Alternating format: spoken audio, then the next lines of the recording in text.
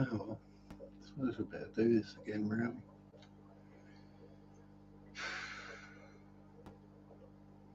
Yeah, should give a chance for the adverts to finish first. Yeah. Sunday shop do do do do do do. Sunday shop do do do do do do. Sunday shop do do do do do do do. Arr, Jim lad. Hello, Jeff. How you doing, my friend? Hope all is well.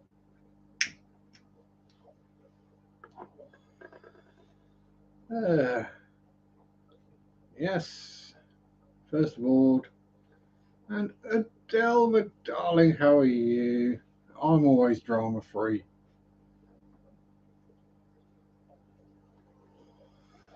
I don't do petty, silly dramas.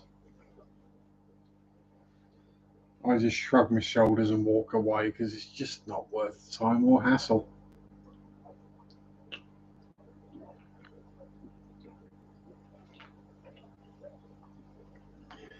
Hello, Yella.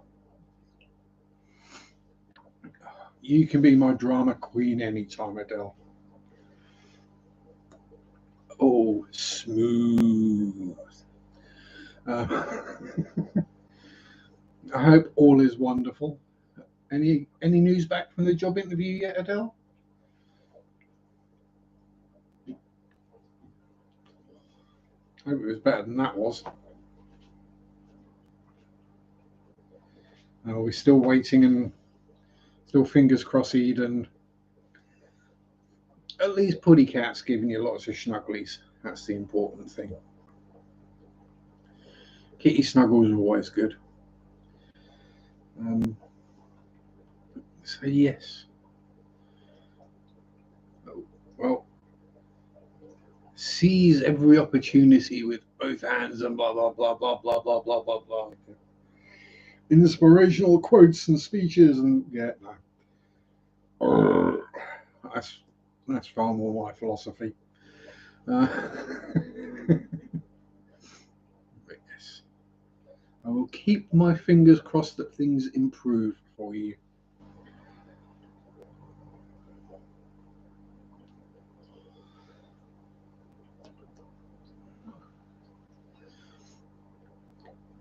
Anyway, yeah, so aside from pointless childish dramas going on at work, excuse me, which I didn't cause, I'm not part of, so I'm staying out of them.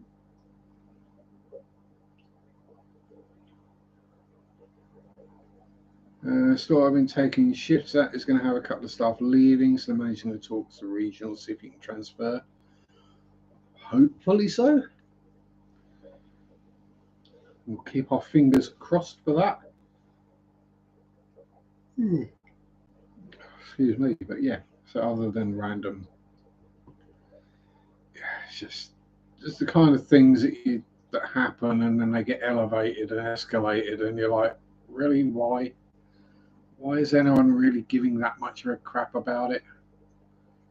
Seriously? How do you, Linkbot?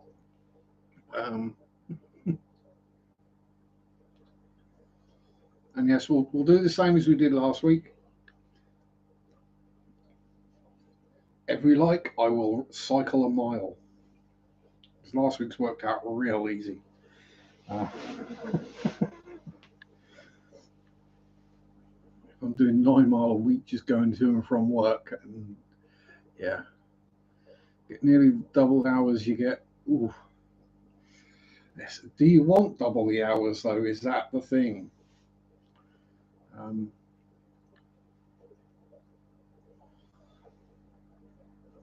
We got Shelley's getting all Shellified with us. When 2 Shelleys enter a shell, it usually means one thing only. Yeah, so double the hours, I say. If you want the extra hours, extra hours is more money. Yes. I could have extra hours, I just don't want them. Not that I don't want more money, I just don't want to do more work. It's because I'm lazy. I prefer sitting around at home watching random crap on YouTube than actually working for a living.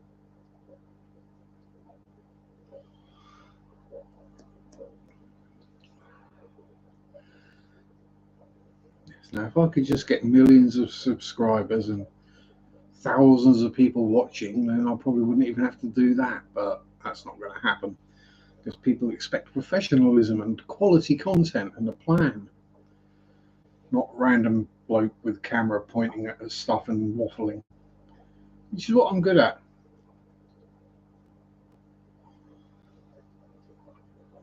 Yeah. And as I've said many a time, it's not that I'm lazy, it's that I'm energy efficient. And Bill Gates saw it the right way. He says, employ a lazy person to do a job and they'll find the easy way of doing it, which is quicker and more efficient.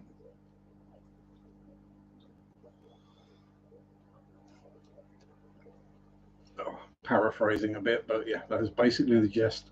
Solar powered. You see, it exposed me to light and bad things happen. I overheat. I'm not solar powered. I have my own internal heat generator. Seems like that sometimes. Feels like I've got a fusion reaction going on in my stomach. The amount of body heat I produce. Must be something to do with blood pressure. Yeah, never mind. I'll know if I cut myself and it comes spraying out 20 feet that my blood pressure is too high.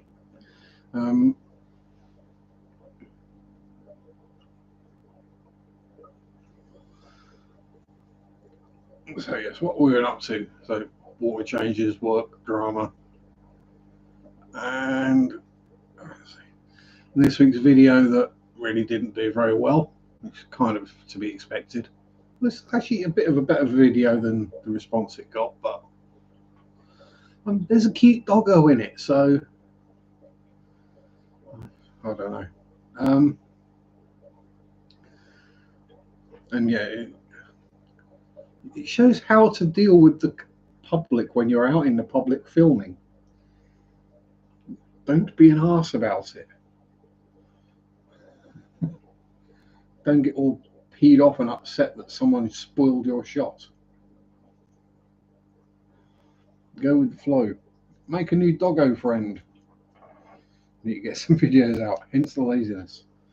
Well, do what I do, Jeff. Just point the camera at a tank and just start waffling. Something will happen. People enough, yeah. Peopling is overrated. I like my me time. Another reason I don't want to work full time is because I don't want to have to deal with people for that much of a week. Yeah, so then Mary and I went for a wander today. We went wandering around a part of Thetford Forest known as High Ash, which was the military camp for a small part of World War II, the only part of World War II that they were actually in the UK. That was the Desert Rats. So I'll pop some pictures on Faceache either later on or tomorrow or whenever I remember of us at High Ash saying hello to Lil Audrey, the Cromwell tank that survived the war and is now the gate guard, sitting on top of a big plinth with a big black granite memorial car thing that was all paid for by Rolls-Royce because the Cromwells had Rolls-Royce engines in them.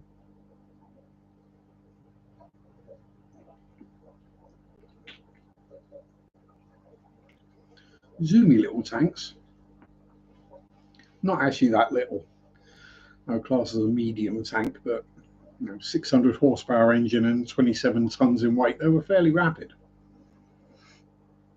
76 mil gun, something like that, 6-pounder, I think. Yeah, that was very cool. Happened to make friends with a butterfly.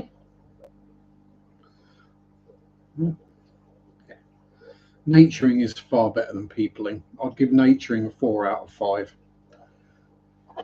Naturing with someone you like is a 5 out of 5. Someone you love. But naturing with someone you love is a 5 out of 5. As long as they're not the kind of person who doesn't like being in nature. And as long as the nature isn't trying to kill you. Greg, I see you.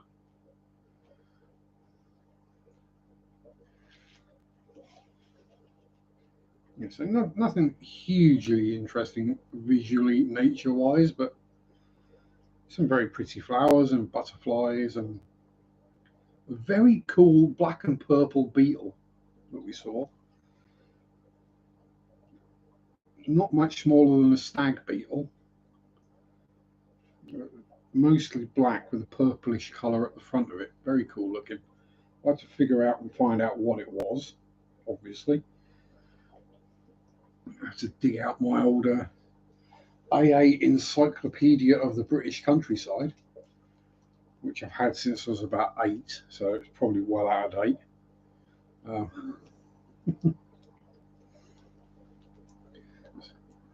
Back in the days when you got a book for Christmas,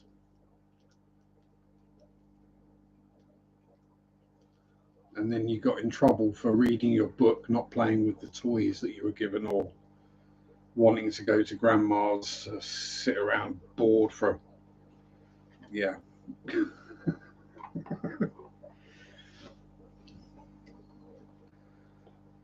Mal's lurking because his team's on the telly.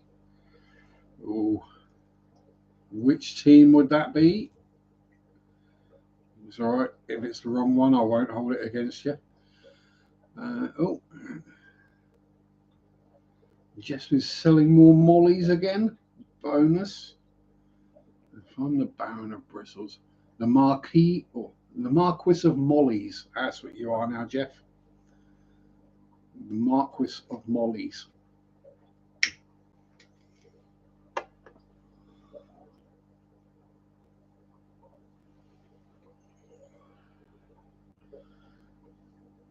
And I think we were fairly safe for different titles because the amount of them there are.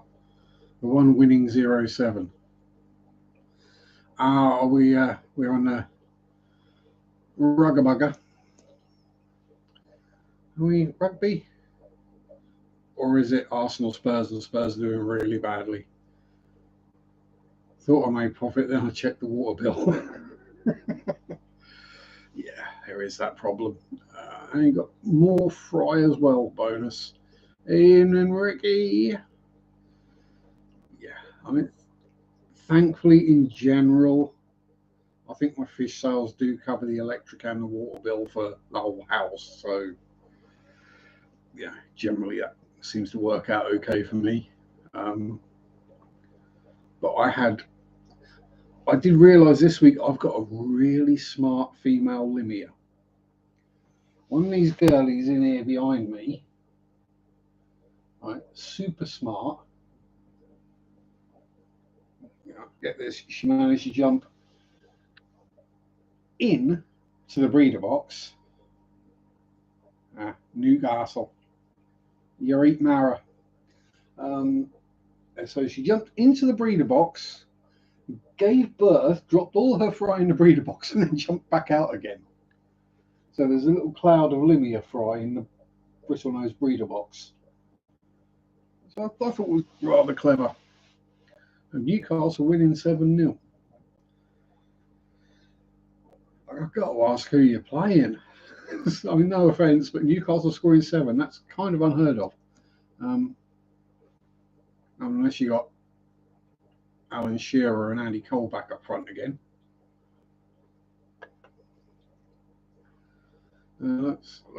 Since I got my business doing business as, wrote off a lot of taxes. Sweet. Yeah, you're probably making more from the back taxes than you will from the mollies.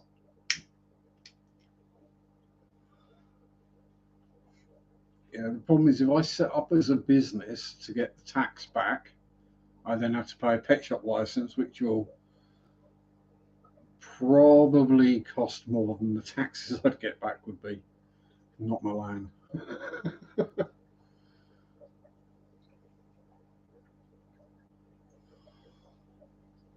AC or Internazionale? Yes. Sorry, we're on a football thing.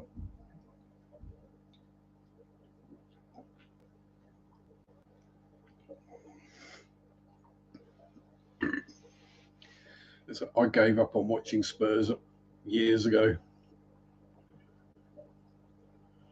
Only if you sell them out of your house. If you did online sales, don't. Yeah, you still do in the UK. Yeah, if you're selling, it all depends on how it works because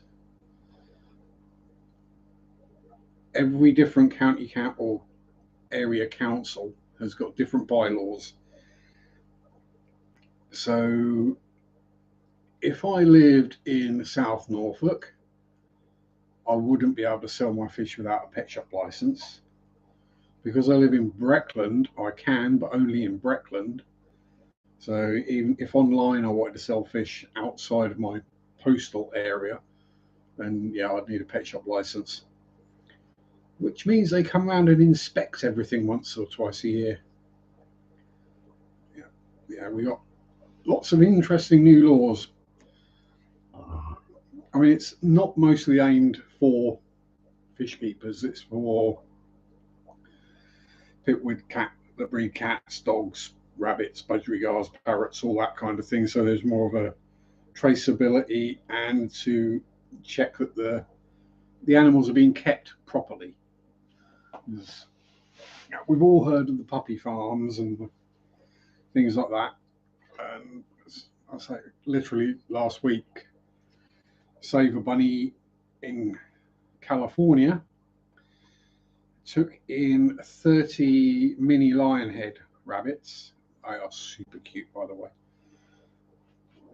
because they've been abandoned in absolute filth and squalor, rot, mouldy hay, black widow spiders, rats, just generally being kept in awful conditions. But the laws aren't there to punish the people that did it. Yeah, it was all changed to stop the puppy farming. But unfortunately, that then trickles down and affects people like me who are just breeding fishies to sell. And as they say, you know, I've spoken to the people, I've called them up and I've actually spoken to them. And they're like, yes, we'd have to come out and say, but we actually don't know anything about fish. There's like 2 people to cover the whole county. And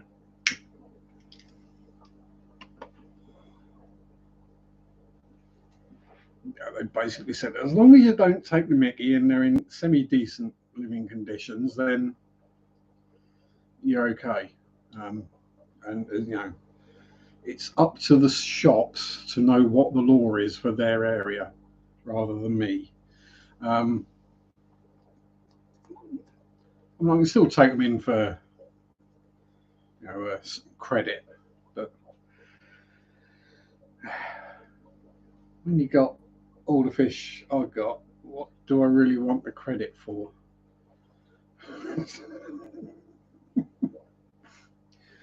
The most I would do is get shrimp and then sell the shrimp back to somewhere else for less than the credit was worth. Yeah, so there's they've got 2 people that cover the entire county, and that's dogs, cats, rabbits, birds, horses, pretty much anything that's not a farm animal. They have to inspect the breeding conditions and the housing conditions for people with licenses. And then, if you are caught breeding and selling without a license, ka-ching, you get fined. So fish is kind of a grey area in that most people who breed fish do it entirely accidentally. They tend not to even go out to check, but yeah, they could do. I mean, my tanks would be fine. There's nothing wrong with them.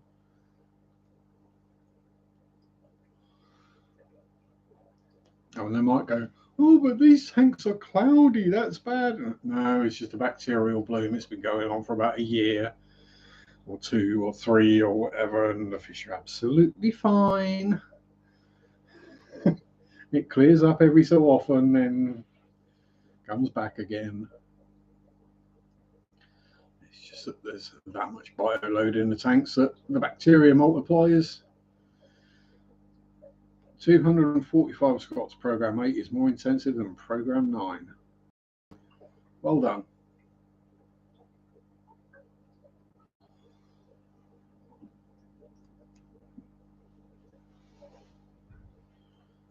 Yeah, I'll say if the US was the UK, you would need a pet shop license to be able to sell your fish online.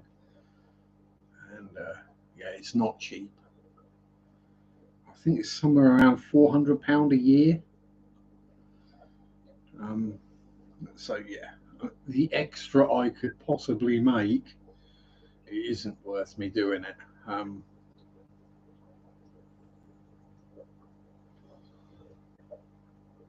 Yeah, yeah, and I found that way you'll get store credit, or they'll try and give you a voucher for X amount for it. I have done it. I have taken things in for credit before where I've just been overrun. Hello, Debs, and hello, Mandy Pandy. Hope both are well. I said, yes. I'll say so. Store credit really isn't much good. All I'm going to get with it is food. And the shops don't sell algae wafers in the kind of quantities that I'm going to buy them in anyway.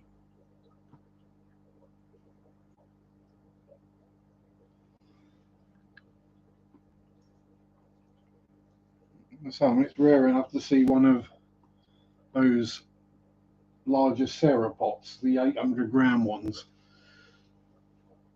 in a store. That's a rare thing to see. They might have one that's got half an inch of dust on the top of it, because nobody buys that many algae wafers.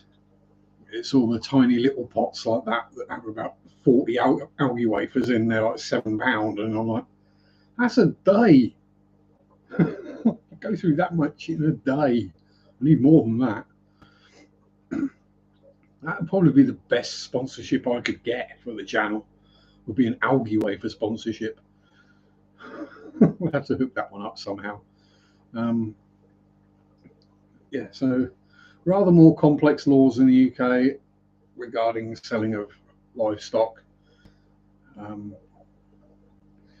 then, as we've talked about many a time in the past, the medications, having to get a prescription from a vet, so you just don't bother.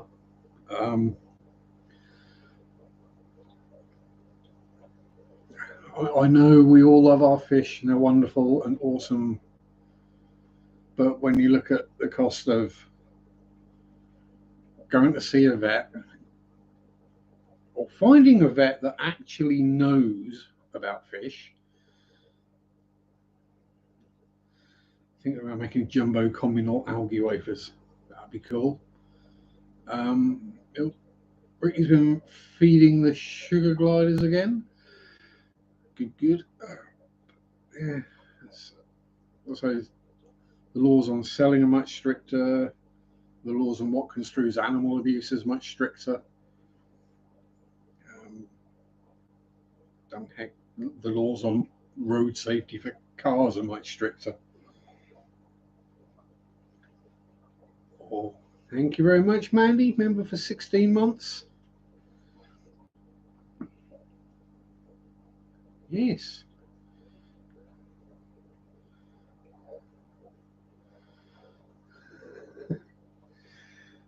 Yeah, 16 months already. Ooh. If we take out what YouTube takes out of that, thanks for the tenner.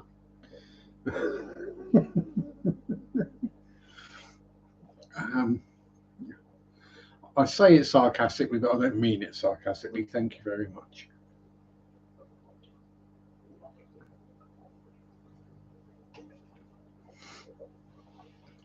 Well, I did wind one of my colleagues up the other day, and I said, "Well, why don't you ever work Sundays?" And boss was other things he does on a Sunday. And the colleague said, "Yeah, but if you come into work, you make money." And I'm like, "Yeah, I can make more money not coming into work on a Sunday." Like, what?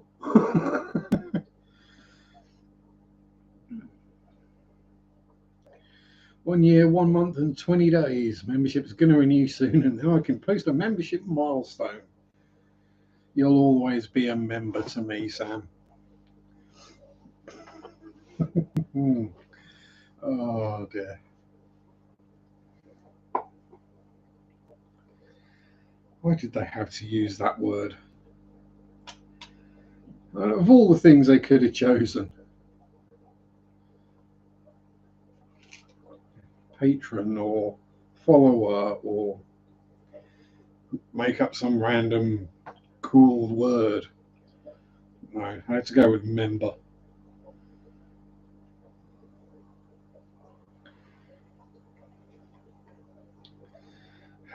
What can you say?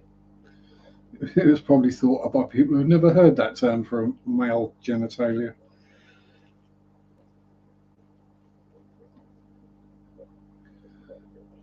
Ooh, ooh, Deb's got 10 autos.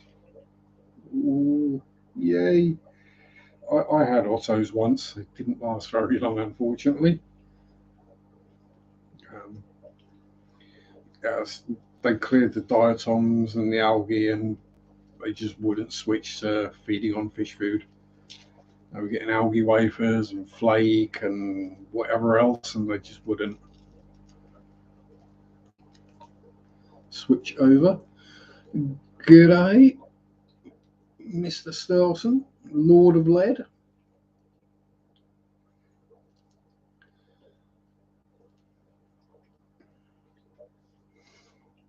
Tyrant of Trains. There we go. That's a good one. I'll say ottos are lovely, cute little fishies, but yeah, they just wouldn't switch to feeding on fish food, so unfortunately they all starved.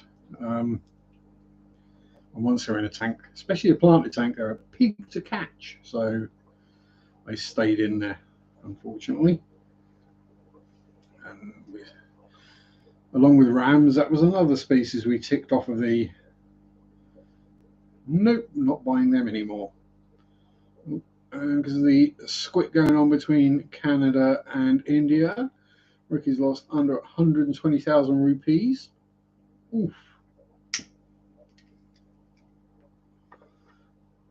What's that, about 8 million Canadian dollars?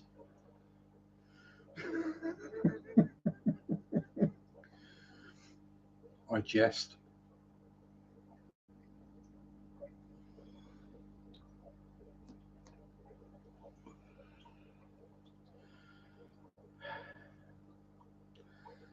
Yes. It's bad enough when you get drama but just between people, but when countries decide to start having drama, it either results in trade embargoes or wars.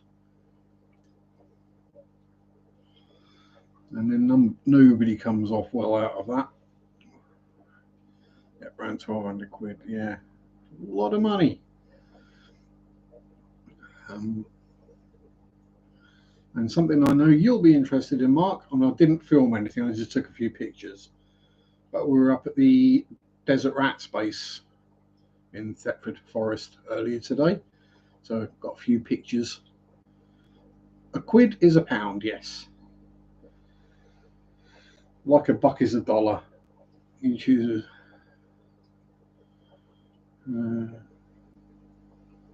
he's got to toilet to drain the YouTubes.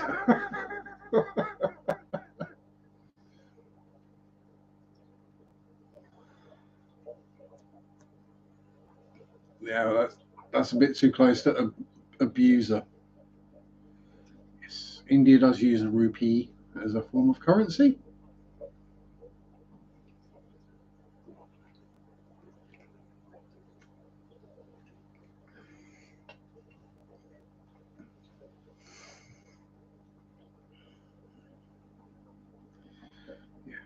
It's like quid, squid,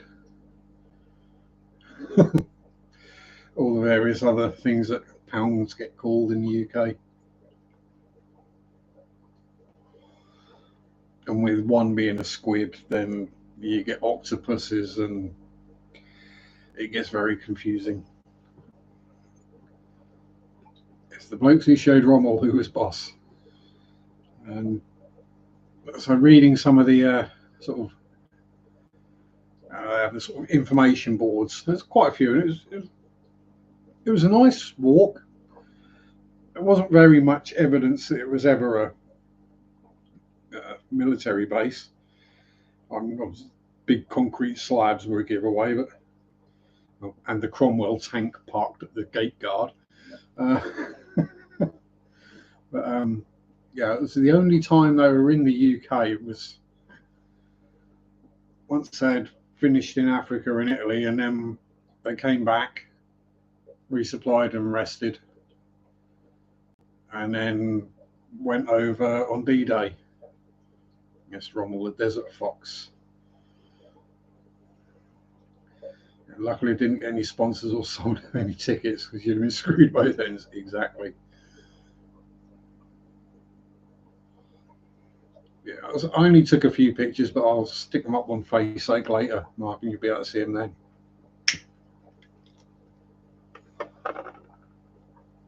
If there had been interesting things to film, I had the camera with me. I would have filmed something, but it was just Thetford Forest, really. It's all been retaken over by nature now, which is nice. Yeah, the Churchills were an interesting tank. Speaking of which,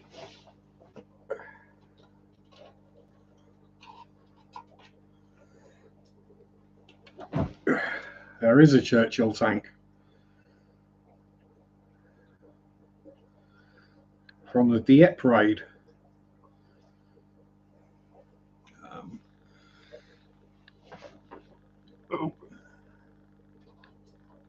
I've got to get it back on the shelf without snapping everything else.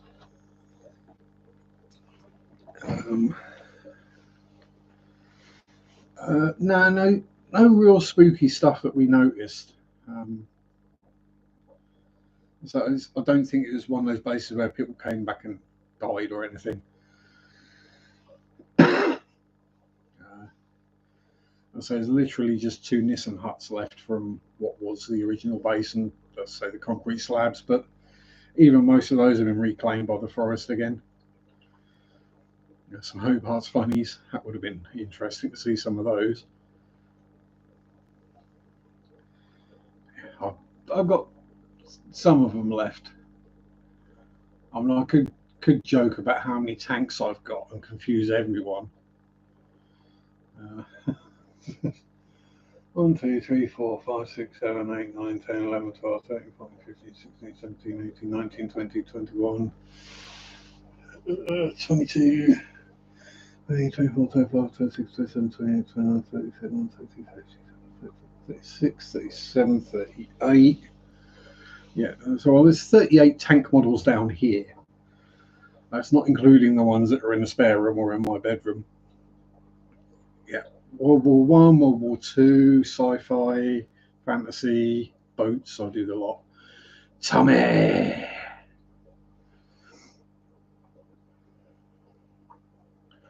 So if you're interested in that kind of stuff, Jeff, just scroll way back through my channel and you'll find a whole lot of modeling videos. Yeah, if I go to the forest looking for spooky things, I am the spooky thing. That's the joke I make to people when I've been exploring churchyards and stuff, especially when it's dark and I've gone for a wander around the churchyard. And they're like, "Oh, aren't you scared about being in a churchyard at night?" I'm like, "Why?" Oh, because there could be some strange people there. I am the strange person wandering around a churchyard at night. Like, the dead ain't going to hurt me. And me wandering around at night, talking to myself. Yeah, people leave me well alone. Howdy, MSC.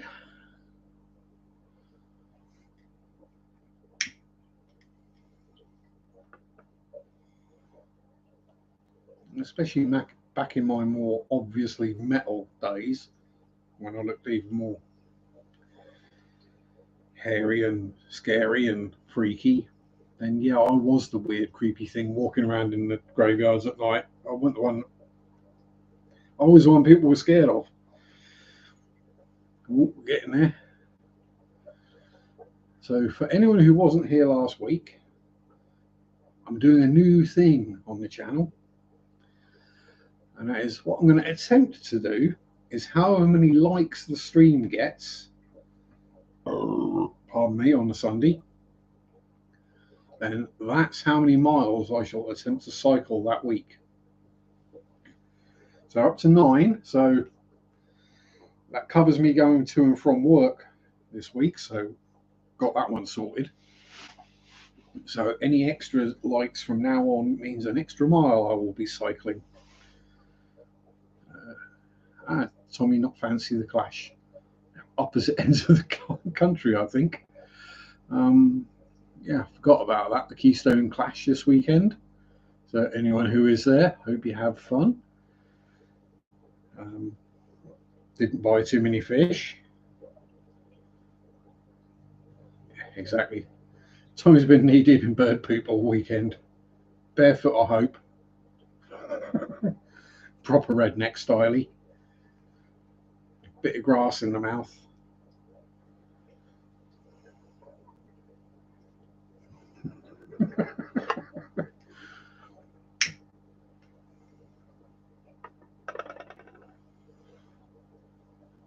Oh yeah, scratching the belly button with someone playing a banjo in the background.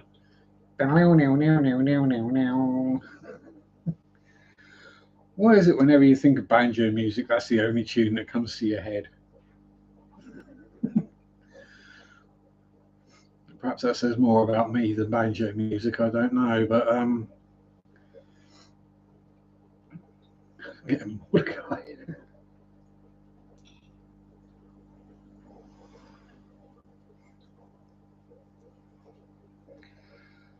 Squeal like a piggy, boy. Wee, wee. Yeah.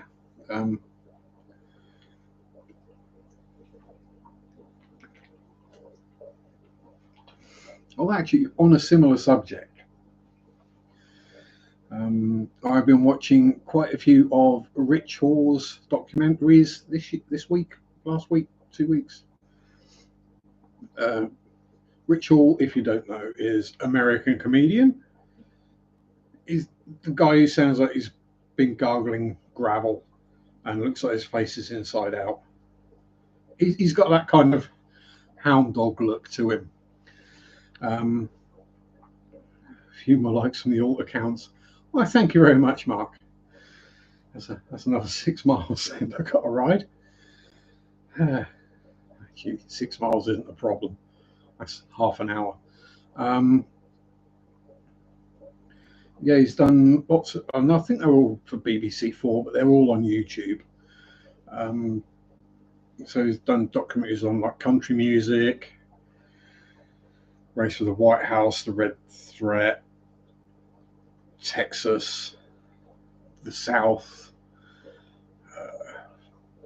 road movies, the West, a whole bunch of things. But yeah, very interesting. I learned quite a bit, relearned quite a bit, and yeah, if you can find them, well worth a watch. I mean, even if you're American, you may pick something up. So the way things are all tied together and how things go back and how certain people aren't necessary or weren't necessarily the actual heroes that people think they are, or they were just absolute jerks. Yes, Rich Hall, as he once joked. Yeah, they named a university campus after him. That's the one. I'm assuming he's probably famous-ish in the States, as he is an American comedian. I think he's done most of his career over here.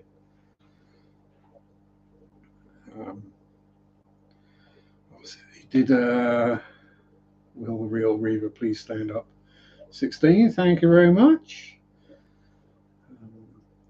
He did used to do a comedy country band,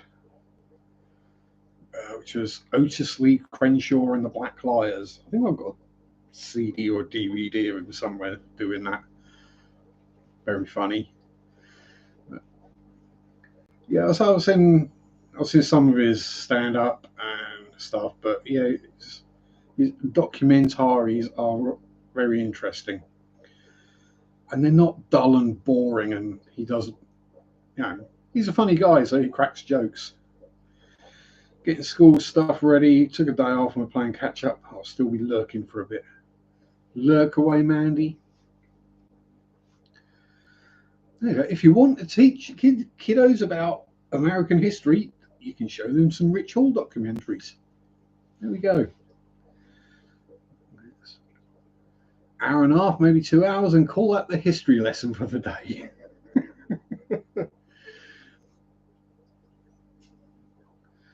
So because he's not having to do it with American backing, he doesn't have to come at it from that angle. He can come at it from an outsider looking in kind of angle, although he is still American. It works, just trust me on that.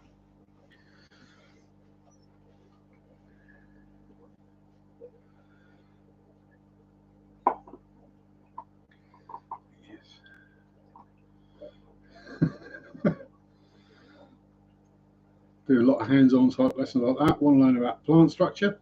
Let's go up, look at them, pull them apart, find out how they work. Language, arts and science right now. For arts, he's done them covering the history of country music, how that all started and where it ended up. So that technically qualifies as arts. And the history of the cowboy movie as well.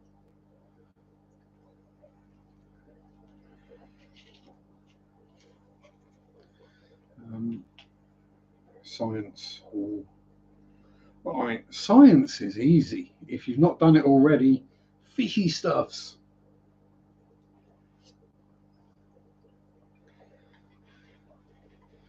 You can show them your video on glowfish, and on the third day, God made Remington lever action. Sorry, lever action.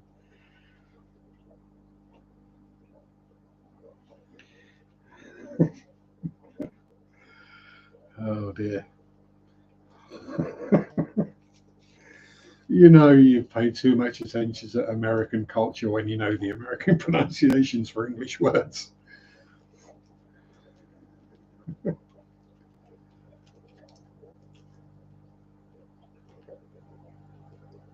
Pretty easy. It's 5th grade earth science, so not terribly difficult.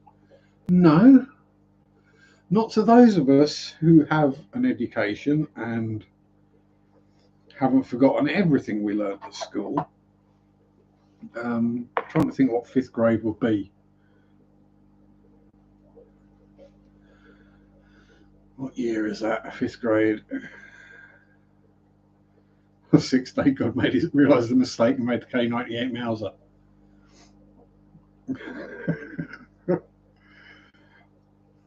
And on the 7th day, he completely took the piss and made the LA83. 6, 7. So I just can't get it in my head what grade is what year, because our years were completely different back when I was at school. Because when we finished high school, we were 5th years. And we still called ourselves 50 years, even though they changed it and called it year 11, which K98 Maz is a platform over 100 years old. Yeah, and it still works. And a lot of current bolt action rifles are almost identical to a Mauser action.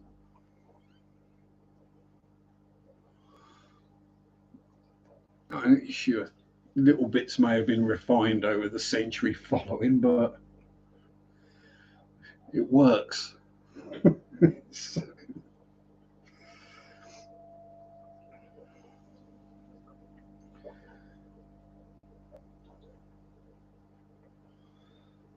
Exactly. You can recreate a modern version with Seiko parts. Probably buy an original for less. Considering the amount of them that were made and the amount that are still out there, I could probably buy a blooming Mauser if I wanted to. I mean, it'd be deactivated, but that's as difficult to fix as melting the lead out of the barrel, and getting someone to machine a new firing pin.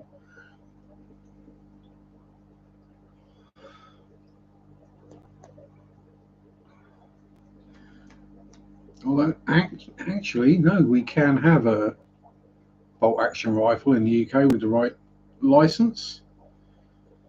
It's got to fit the Seiko action in. I'm assuming Seiko rather than Sacco. And redo the barrel. Yeah, probably cheaper to just buy an old one. Probably more reliable as well.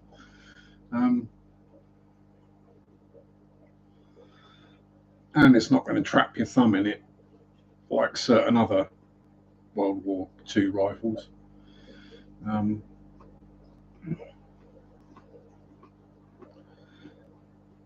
Yeah, I mean, I don't see. Again, this is one of those ones where,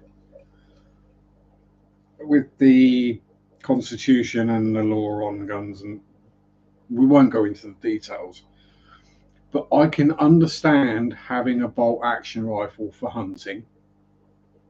So I have no issue with that. Because we can have bolt action rifles. I'm probably not in a military caliber, but when there's nothing over here, you'd need a military caliber to stop. Maybe a red deer, that's about it. But in general, a 223 will stop most things in the UK, including people. So yeah, quite why you'd need a 5.56 or whatever, I have no idea. But yeah, I really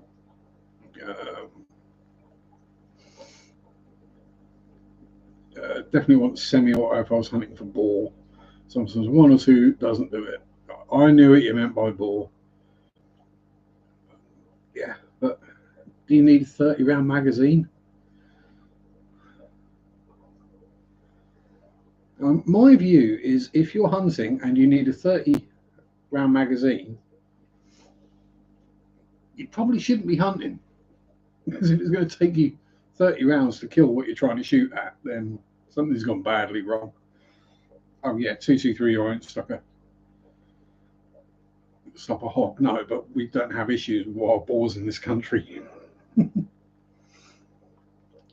It's like the biggest thing most people will hunt in this country. I mean, it's going to be deer, but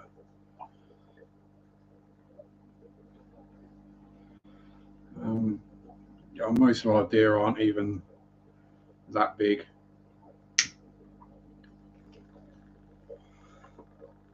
Only tame ones in Westminster.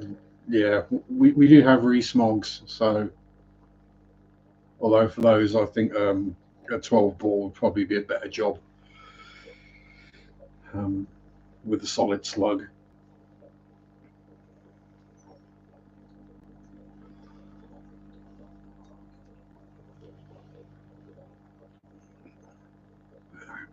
If the zombie apocalypse comes, I'm sorted. I don't need a firearm. I have swords and an axe, and I can easily sort out a bow.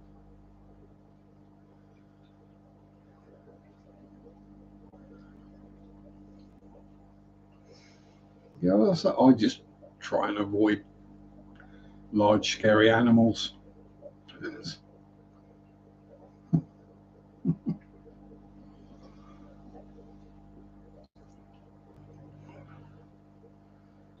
You've got katanas for the zombies. I've, I've got a cavalry saber. That's plenty.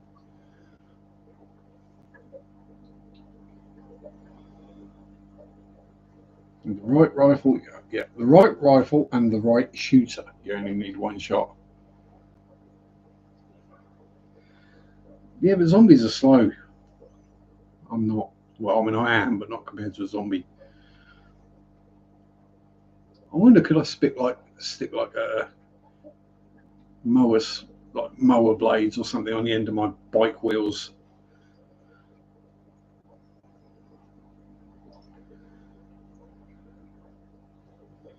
It's the people I'm worried about, not the animals.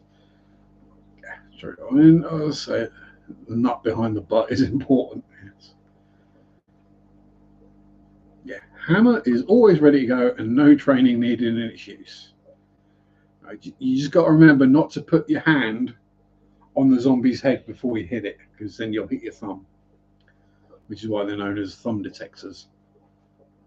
Ricky, long time no see, my friend. How are you? Hope all is well in your world.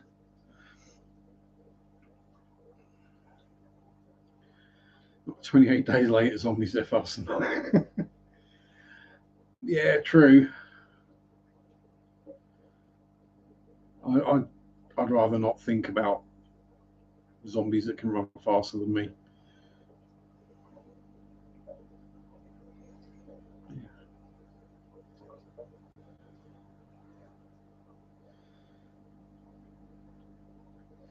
Bang, bang, hitting silver hammer came down upon his head.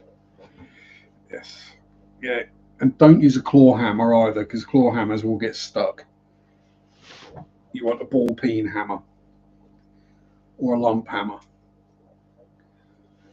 Nothing too heavy, because you don't want to be swinging, missing, overbalancing. You want to be able to reverse the blow if things go wrong.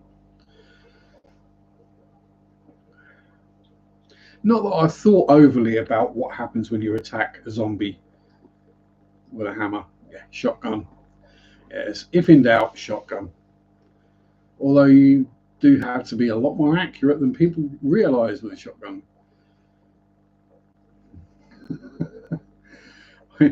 Ricky says, my idiot friend called. He's saying, let's go clubbing tomorrow. So it's Monday and I'm not that depressed.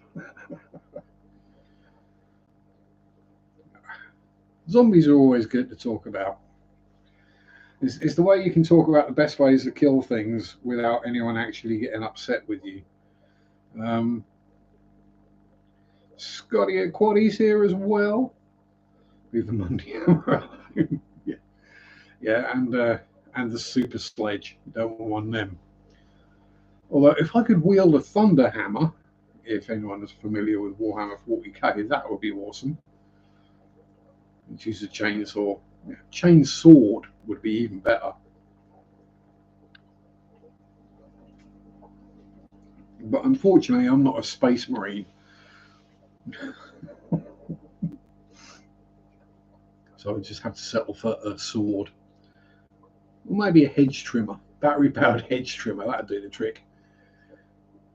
Yeah, get a tighter choke, keep the BBs in tighter pattern. Acid in glass bottles. Yeah, that'll work. Or petrol bombs, Molotov cocktails, as they say. That's a yeah, F the zombies.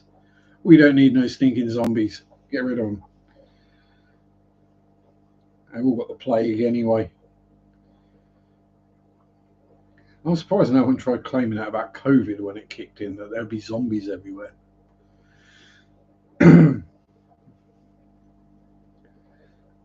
Although there would definitely be two types of people in a zombie east. That'd be me. There would definitely be two types of people in a zombie apocalypse.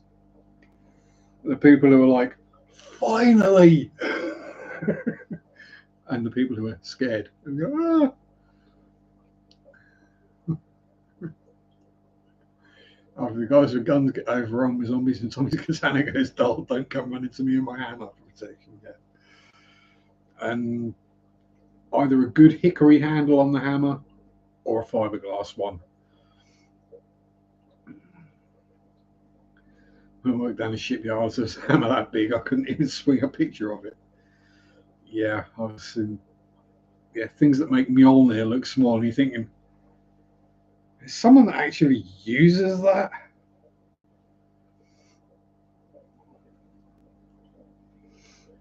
Yeah, exactly. I'll hire Thor.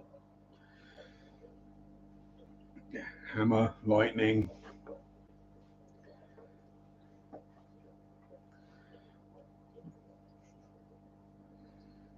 Although, bearing in mind where I live in, admittedly, I'm in a town, but I'm not far from the middle of nowhere.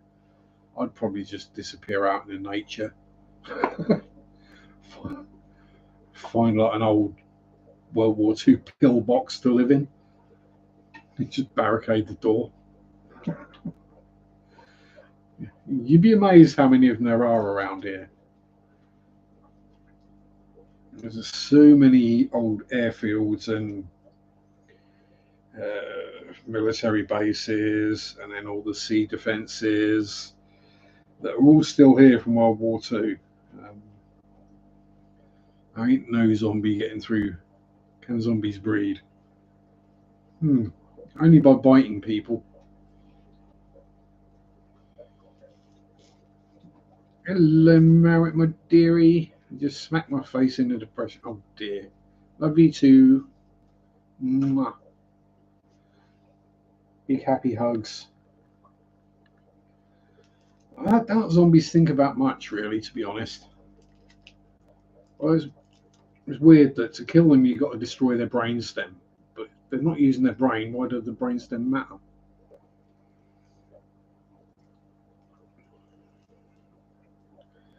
Well, I did see I'm not going to butcher it because I always do, but it was someone talking about vampire breeding. And I go, no, how do vampires breed? As well, by biting people. I said, well, you know those fake vampire teeth that you get for like Halloween? Is that a vampire condom?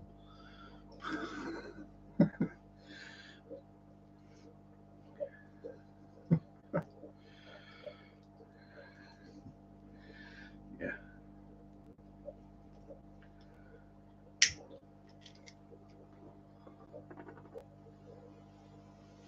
Eating and everything are basically deeply ingrained needs.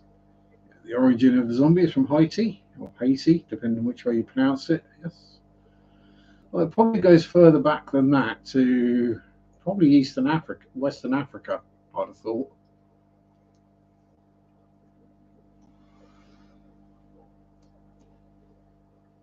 Yeah, some of the voodoo stuff, which is a mix of the old West African religions and Christianity, weird kind of religious mashup. It's like fusion food, just the religion. Yeah, voodoo is the Tex-Mex of religions. Let's put it that way, shall we?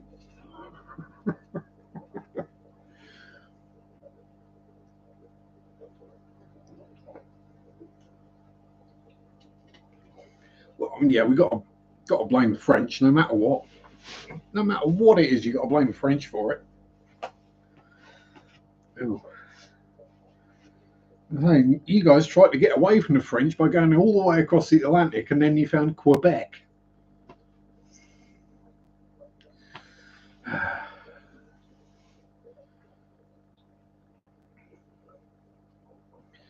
Wasn't there a vampire movie where the vampires can breed and have kids? Werewolves and vampires. Was that Underworld? I thought that was just by bites in Underworld. I can't remember. Like Scientologists, except. Yeah.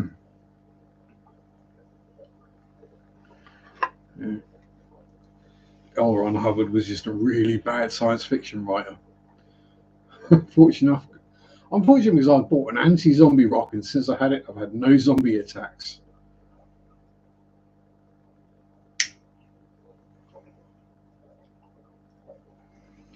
If a vampire breeds through intercourse, is the baby originally formed as a human, then has to die in a womb and become a vampire in the womb? Ooh. I'd think that'd be like Blade was. Yeah. Like the basically born human with the vampire tendencies.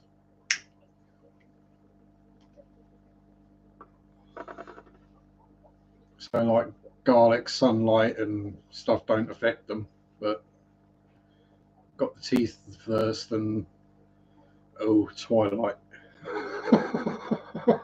Yeah, I've not seen any of the Twilight movies or read the books, and that's why you've got a katana. No, I think I saw one of those things where it's like you see a clip of a movie, and it was like, really? No, this is just a teen love story and they just added vampires and werewolves to it to, I don't know, spice it up a bit. But one of the best vampire movies of all time is Near Dark. Catherine Bigelow's directorial debut, if I believe rightly. That is a superb vampire movie.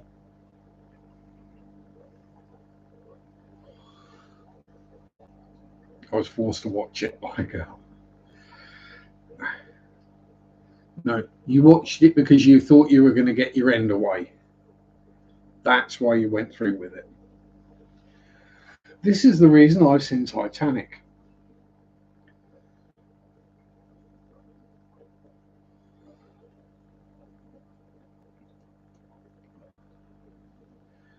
Twilight is the Barbie movie of vampires, exactly. Yeah, there's never a truer word said. I've got Near Dark up here anyway. I've got some of the ends. Oh yeah, yes. And dag nabbit. My DVDs are out of order. I'm gonna have to at some point go through and resort them all back into order. That's gonna suck. There's about 1,000 of them. Never mind. That's why blokes do most things. Dracula the Untold Story. Yeah, I did enjoy that one. Yeah, that was a good one. Blood Rain sucked. Thing is, for every one good vampire movie, there's about 10 really awful ones. Oh, and I still say one of the best vampire movies is Dracula Dead and Loving It, starring Leslie Nielsen.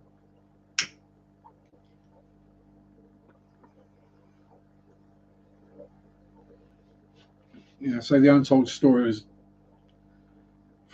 from that different angle, wasn't it? It was a different way of looking at it, whereas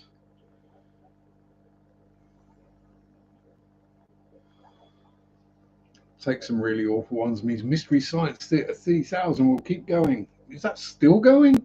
Jeez. What are they going to do when it gets to the year 3000? Have I seen Afflicted? Probably. If it's more than about 5 years old, I've probably seen it. Dead and Loving is hilarious. It's Leslie Nielsen doing Leslie Nielsen as Dracula. I'm trying to remember who else is in it. I remember Lizette Anthony was in it. A couple of reasons I remember that.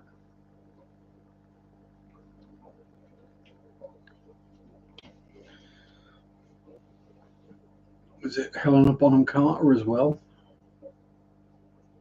Can't remember. Yes, vampire movies.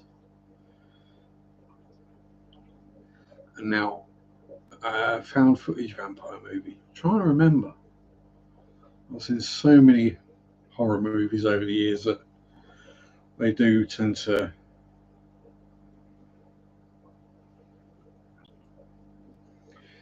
sort of merged together into one big conglomerate, like the original Dracula novel. Yes, hard to beat the original. There's several audio books of it up on YouTube at the moment. The best one, was it Horror Babble or the other one? I think Horror Babble did it in its, or was it Tony Walker? I think Tony Walker might have done it in its entirety as well. Like the book, the movie was horrible. Yeah. Yes, because they had to Hollywood it up. Because the book wasn't, enough. It needs more. It needs to be bigger. No, that's not how it works. If you make a good movie, it can be about almost nothing and it will still be a good movie. Just because you throw loads of gore and effects and nudity at it doesn't make it a good movie. It just means there are certain bits of the movie that will get paused and repeated a lot, like Basic Instinct. And any men here old enough to remember Basic Instinct and renting it from the video shop store and getting to that point of the movie and finding out that the tape was virtually unviewable for about 30 seconds were very disappointed.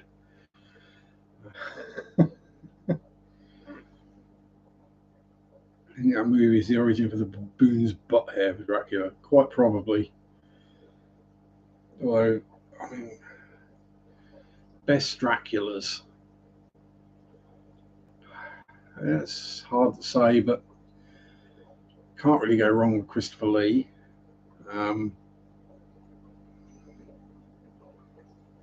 Gary Oldman.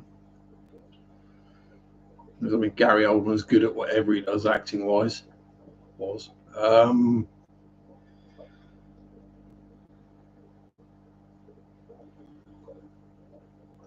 Yeah, 50 Shades was first written as Twilight fan fiction.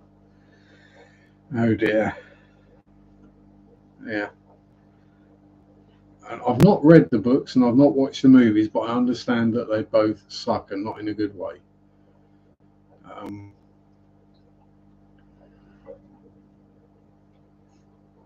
I mean, I could probably film 50 Shades of Grey if I went upstairs and went through my paint collection. I mean, hell, in like the USAAF set, there's like 9 different shades of grey. So when you had UK, France, Japan, Germany, and all the other various and fantasy and sci-fi greys, I've probably got 50 Shades of Grey upstairs.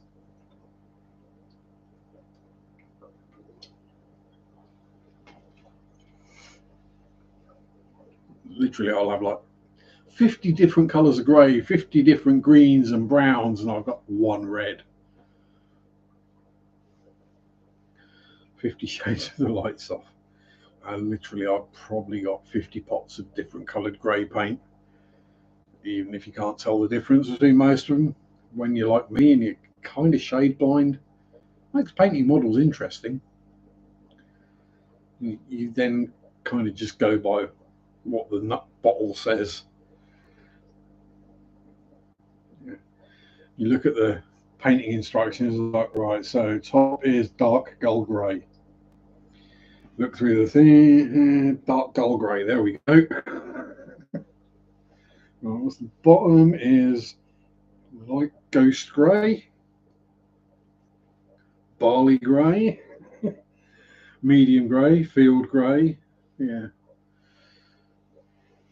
so many different greys. 50 Shades of Grey describes mine too. Oh, I would say that, except it's not the greys that fall out. Annoyingly, it's the black hair that falls out and the grey stays. Hence why I don't do beard anymore, because I just look like friggin' Santa Claus. It's basically grey, black. It's not a good look.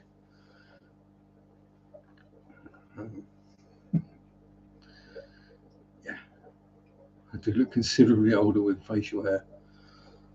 Want purple hair, but everyone said they won't talk to me again if I do it. If people are that bothered by the colour of your hair, I would say they're not probably worth being being around. I've had purple hair, I've had blue hair, red hair, green hair, all sorts.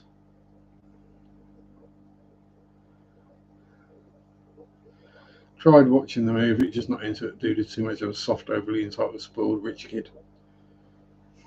Santa Sharpe would scare the kiddies. Made it through 5 minutes and turned off. Yeah.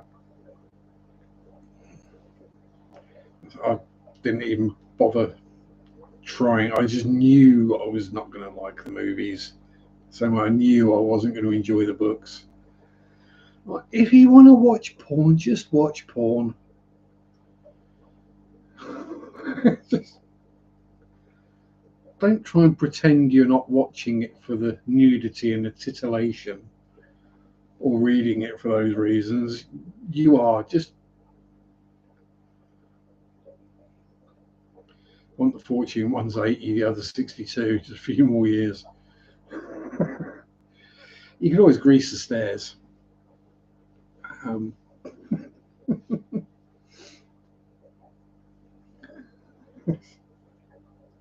Just saying.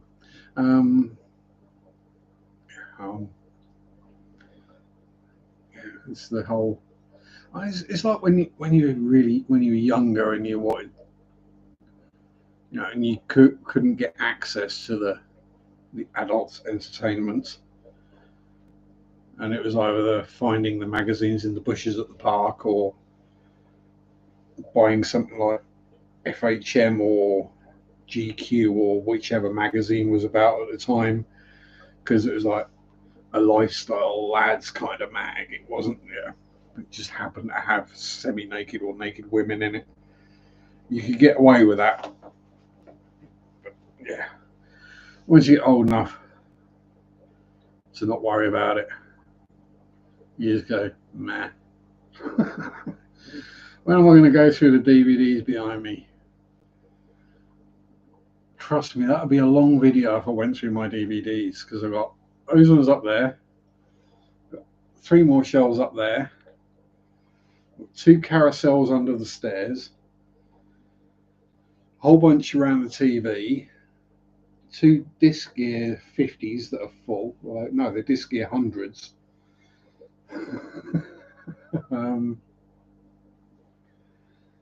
Yeah, it'd take a long while to go through my DVD collection. I think, I have seen them all. I just can't necessarily remember them all.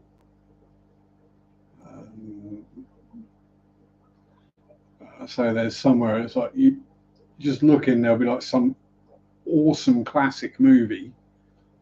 Like right now, there's The Shining, and right next to it is Sahara. I mean, come on. There's like Sleepy Hollow next to The Woman in Black. I have some really good movies and I've got some really bad ones. And incidentally, it's not always the really cheaply made ones that are the bad ones. Or the really bad ones are the ones that cost a lot of money to make and got a lot of money at the box office. Oh, we're up to 19. That's a 10-mile ride for me then this week. Should be interesting since I'm working quite a lot. Well, I'm sure I can manage 10 miles. That still might take me an hour. This is whether the weather plays ball and is pleasant enough. If it's blowing a hoolie and peeing down the rain, then I won't. Well, I've got a Richard Pryor box set there, sat next to the Demons box set. I think I've got almost all the Final Destination movies there. And there's completely random, awful stuff like Hitman or oh, I forgot I had that. Nutbag. Friggin' Live 8. Why the hell did I buy that? I don't know. There's literally like 2 songs on there I like. The original Live Aid was far better. I think it might actually have the original Live Aid on one of the discs, so that's probably why I bought it.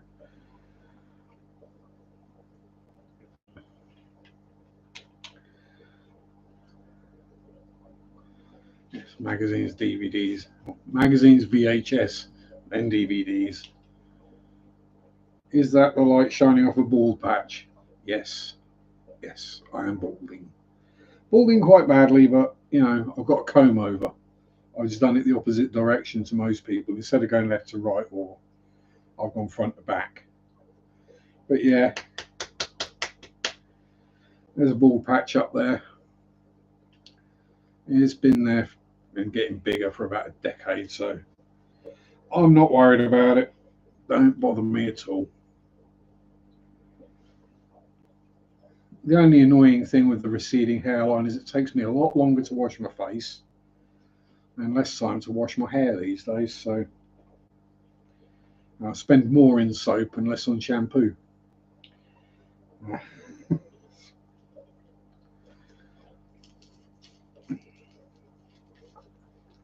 And scars that used to be behind the hairline are now visible. So eventually, at some point, I mean, let's be honest, I'm going to have a skullet.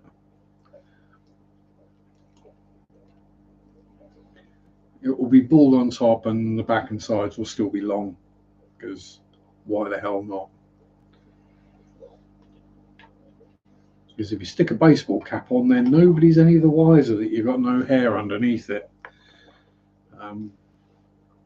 Also, the fact that my head's shaved just doesn't look good. Far too many dents and scars on it.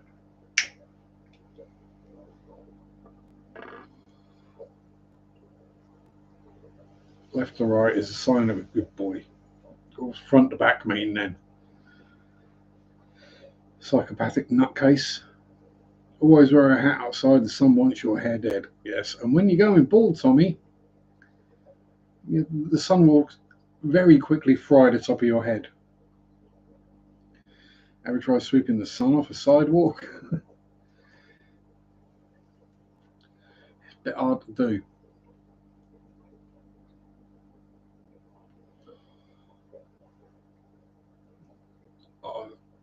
I think that if I had the 3 wishes, though, I think one of them would be to control the weather locally to me.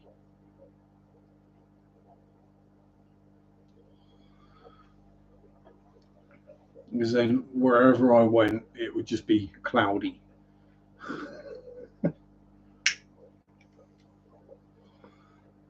Cloudy and about 20 degrees. Front and back is Italian mafia. Well, I might have the hair colour for it, but I'm definitely not Italian or mafiosi.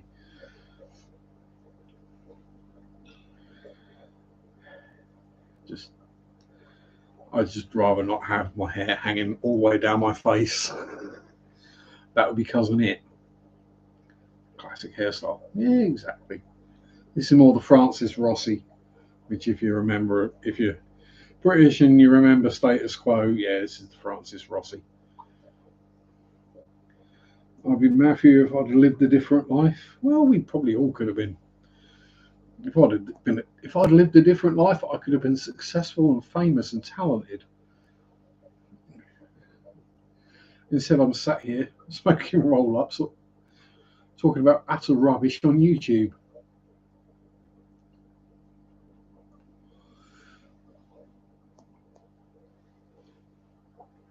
If I'd have paid attention in school, it wouldn't have made any difference. I wouldn't have got higher grades. I wouldn't have gone on to do something spectacular with my life. The only thing that would have changed that is if I hadn't buggered my ankle up.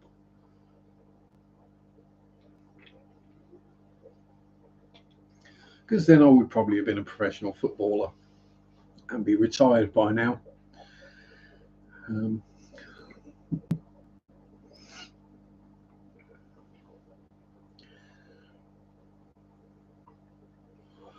But there we go.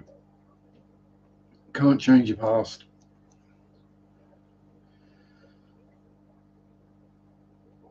Paid attention in school, and they still kick my butt out as much as possible, starting a mafia against the teachers' revolt. Good idea. Nothing happens with higher grades. Look at me, a drunk who was good at school. And look at me. I may not have paid attention, but I still had good grades, and passed my college course with. At the end, it was a credit. I got distinctions and credits and passed it fairly easily. And I've not done a day's work in electronics in my life, other than fixing my own crud at home, and unless you count working in the model shop and fixing people's RC cars and setting up model train layouts and things like that. Yeah. Not something you need a 2-year course in electronics to do.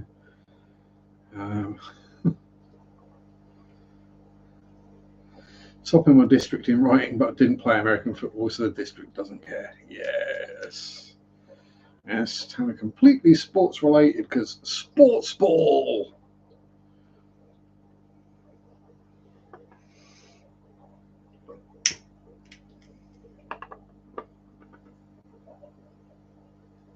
If you're not in the sports, you're a nobody as far as school goes. Yeah, which is all wrong. Completely the wrong way around. Well, of course the jocks were making straight A's, because they probably had to have straight A's to get their scholarships to the colleges. When in fact, they were probably mostly dumbasses who couldn't tell their arse from their elbow. Couldn't find their own hole without the aid of a flashlight, a map, and a compass. That was mandatory in my school as well. We had to do PE, as it was called, physical education. I played football because I enjoyed playing football and I was good at it. So, I mean, football with feet, not with hands and armour. A round ball.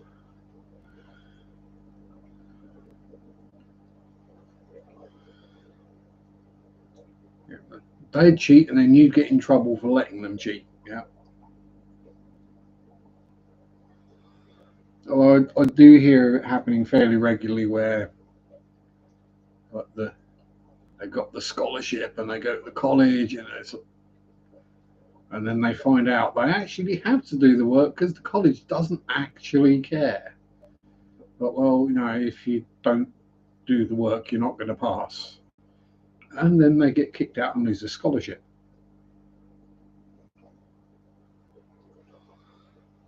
And then they end up working at McDonald's or 7-Eleven, which, again, I'm not knocking, I'm just using it as an example.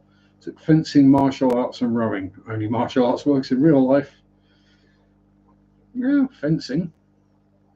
I mean, if you can stick up a good fence, you're sorted. You can fence yourself in against the zombies. Yeah, so I did a bit of martial arts outside of school, but never anything too spectacular.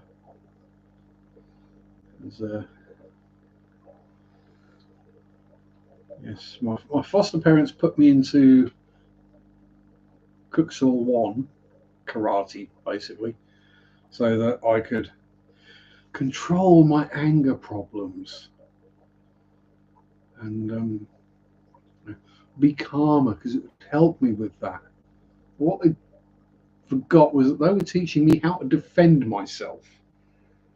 So then when I started defending myself and fighting back, then I got stopped from going because I was getting too good at it. Yeah. Turns out my foster dad didn't appreciate it when he tried to punch me and I blocked it and kicked him in the head.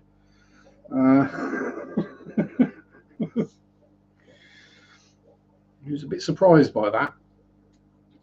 Our school had some martial arts program that they all sucked. But I watered down taekwondo for a veto. Yeah, wrestling. Yeah.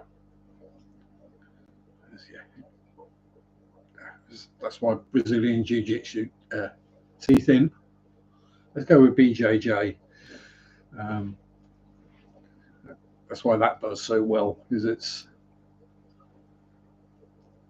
good for real life fights, because that's how they happen. And okay, in a real life fight, someone might not tap out, but yeah, that's okay, because you just break their arm anyway, or their leg, or put them to sleep.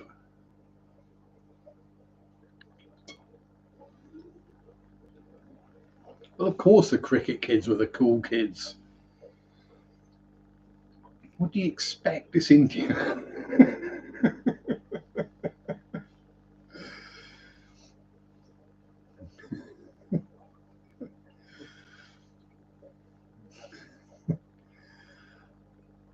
You know, playing cricket is about as Indian as drinking tea is to being English. That's, you know, without wishing to stereotype anything, but you know, that's pretty much the way it is.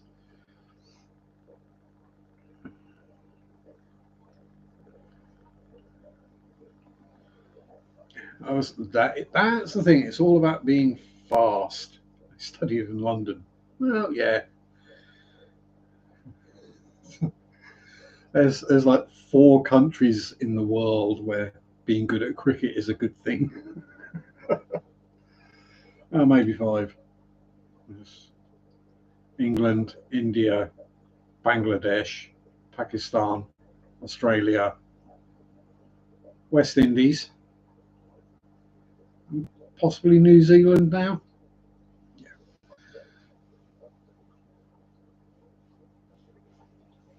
Exactly. Knowing what you're doing is what gives you the upper hand. Because a lot of people like to fight, but they don't actually know what they're doing. I had someone punch me once. I've been in a few fights, and they hit me. It was a younger lad, and he hurt his hand when he hit me. Bang! Oh, you idiot! Yeah, you don't know how to punch people, do you? Yeah, I let him away with that. Bangladesh and Pakistan still suck at cricket. Well, that's because they're not allowed to cheat anymore, and they're not allowed to use the older sandpaper and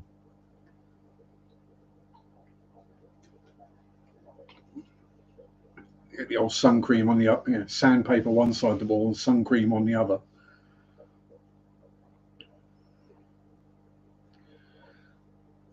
A couple of buddies from Pakistan, they call me the white redneck brother. Fitting well.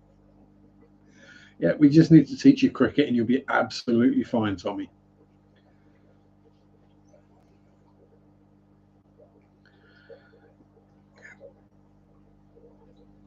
The basic rules of the game are simple.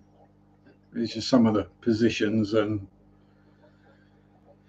names for things. I mean, knocking a googly to silly mid off, like baseball. Yeah, kind of, just a lot more complex. Yeah,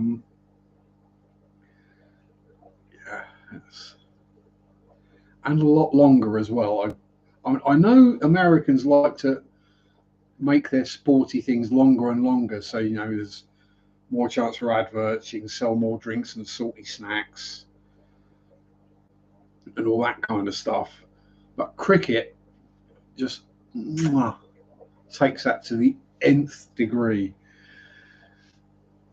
Cricket, the only sport in the world where you can play for 5 days and finish with a draw.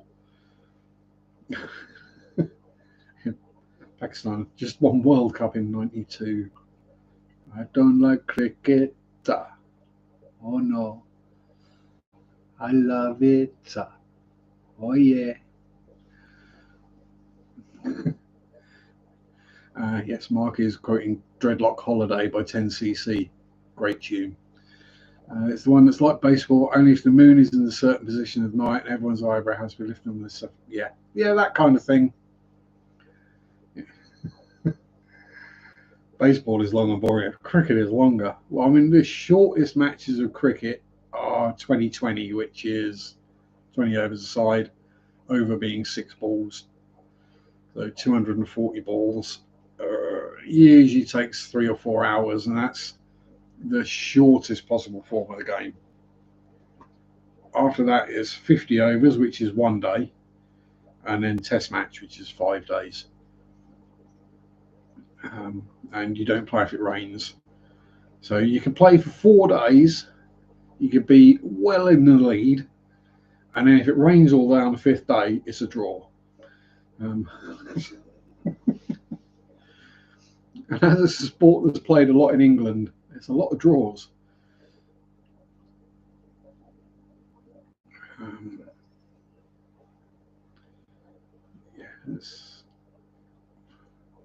I'm not knocking cricket. It can be an interesting sport to watch if you know what you're watching. If you know exactly what is happening and what's going on, and you've got decent commentators, yeah, men fielding his slips will get everyone's interest. Matches go faster if you see them in the stadium. They do, but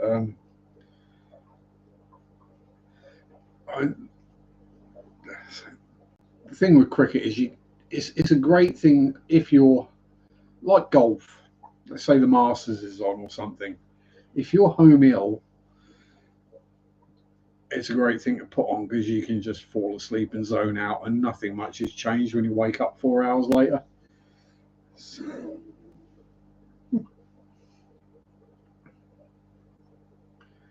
I mean, it's a long drawn out affair when the umpires carry light meters.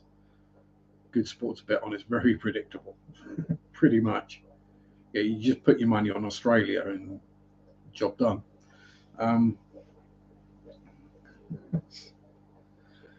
Heaven is a Boxing Day Ashes test at the G. Oh yeah, with lots of sledging going on, and England being as bad as they normally are when they play in Australia, which is even worse now when they play in England.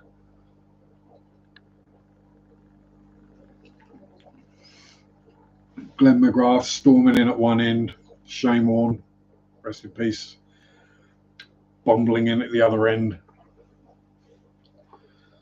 And when they take a break, you get Brett Lee and Jason Gillespie come in, and yeah.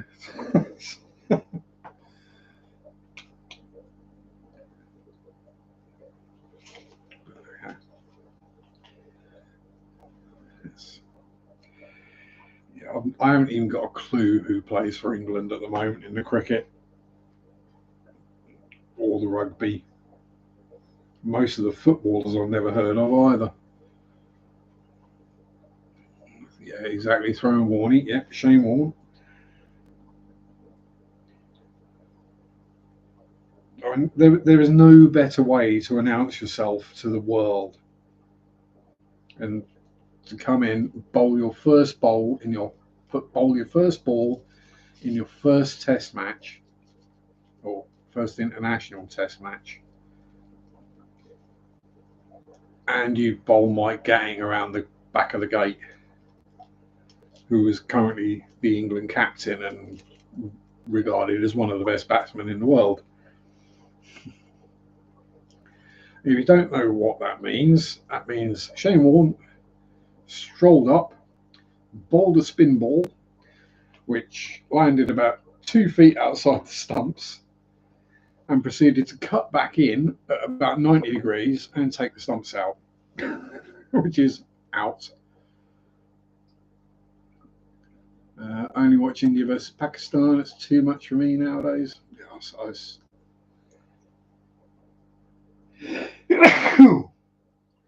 Oh dear, excuse me. Yeah, first test in England, that was it. I think last time I watched cricket was some of the IPL 2020 when Chris Gale was playing for Royal Challengers Bangalore or RCB. And when he did the Gale Storm, which is the fastest anyone's ever scored that many runs ever in cricket.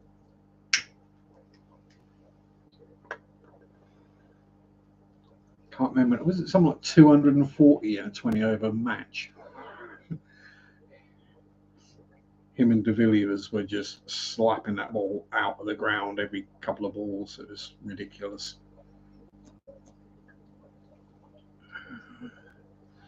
When I was selling plants, posted on Facebook, plants for sale. They're not for sale anymore, but I'm still getting tons of messages about helping people with their aquarium.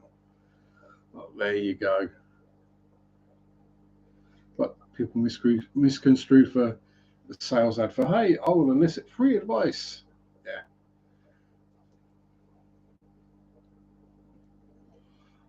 Yeah, that happens. But if you don't give the free advice, then you suddenly become the butthole, which is really annoying. Yeah. Chris Gale was unstoppable in his day. IPL's just a betting show. Yeah, it was enjoyable. I mean, I'm going back probably a decade or more since I last watched it. I think some of the people who were owning the teams back then are now in prison for corruption. So just continue being the butthole. And that's what you have a YouTube channel for. So people can then ask the questions on your YouTube channel or in your live streams. That's what they're there for.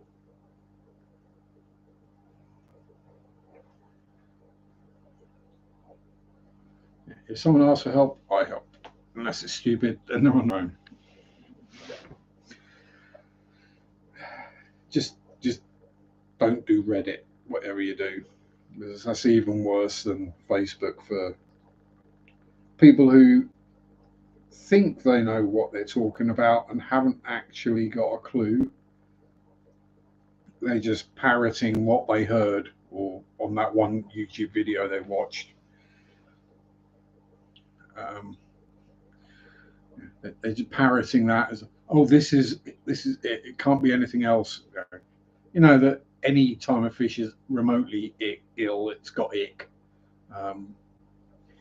Anytime there's something wrong with a tank, is, you know, oh, it's because it's not cycled properly, or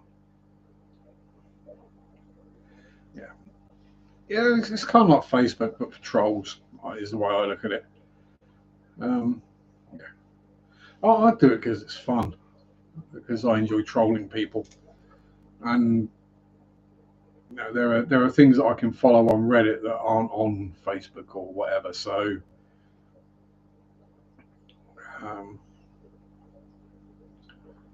best use for Reddit is just delete the app. It can be a big time suck.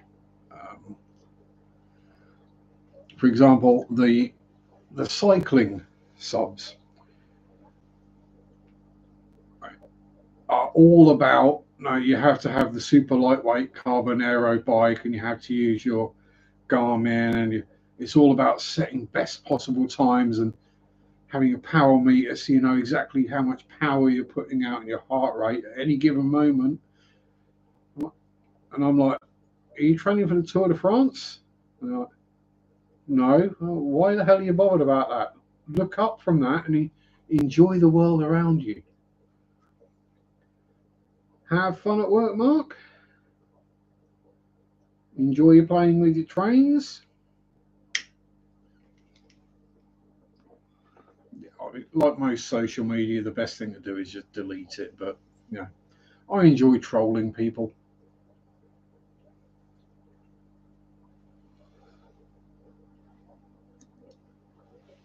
And you know, Facebook people have got wise to me being a massive troll, so doesn't really work so much, and I've been kicked out of most of the groups I used to troll.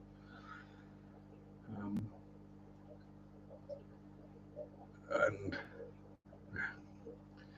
as for the fish groups, I mean, I'm still in quite a few, but again, I got sick of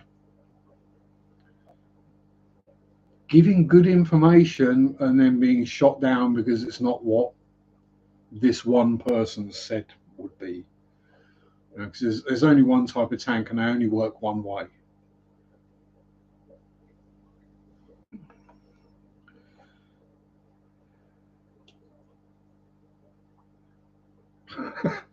Two kilos, 4.5 pound of mealworms today. Packing them behind in the living room. Mum came in and said, "Not eating anything you make." To be fair, I don't blame her.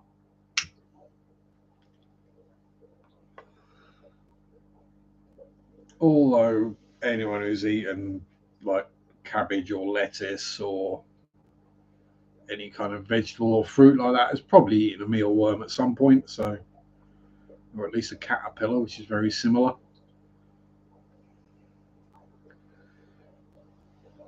Yeah, and so they're a good source of protein. I mean, personally, if I could have, a beef burger rather than a mealworm burger, I would do. Um,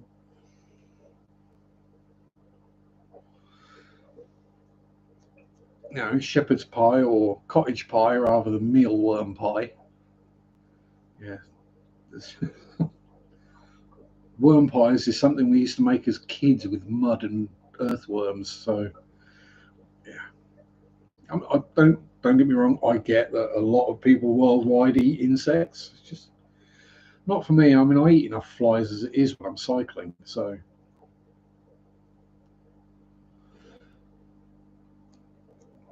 I get my insect protein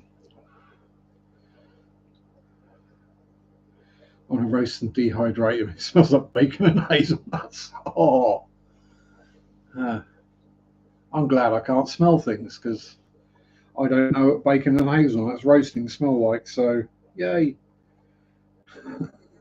Because otherwise, the next time I had bacon, all I'd be able to think about would be mealworms. Yay! Hello, Gina. On the road, heading home from the clash. Nathan's driving. Good, good, good. Hope you had a wonderful time at the clash. Met all the cool people, got lots of hugs. Hope we sold plenty of stuff, or maybe bought plenty of stuff as well.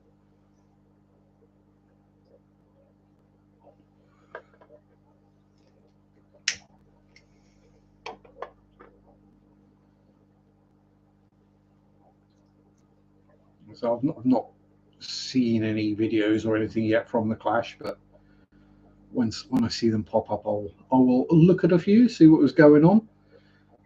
Might even look at Facebook and see who's posted stuffs. I think it was the Canadian one. Was it last week or earlier this week? Might have been last week. I know Chris Biggs was there along with Chris Stubbs. But yes, Gina's here. We have a celebrity in our ranks.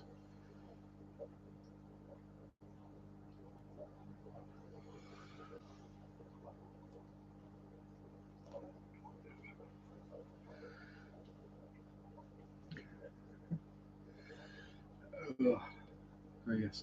So yeah, I do hope that the Keystone Clash went well. Of what I've seen of the various fish cons in the States, it's probably the one I'd be more likely to go to, given personal choice. I think I'd probably avoid any of the aqua smellers. You, Gina, you're famous. You're an influencer, don't you know?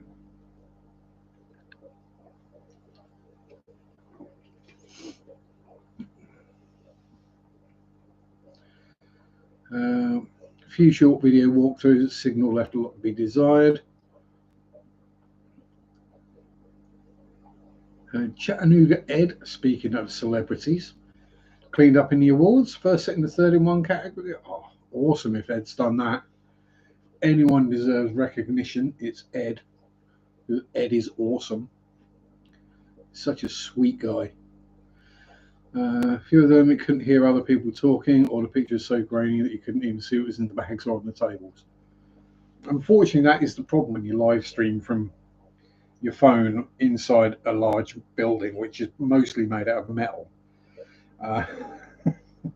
There's not a lot of signal available, and there's probably several hundred people all trying to use that same Wi-Fi signal at the same time, whether they're doing streams or videos or just making phone calls or checking things on the internet.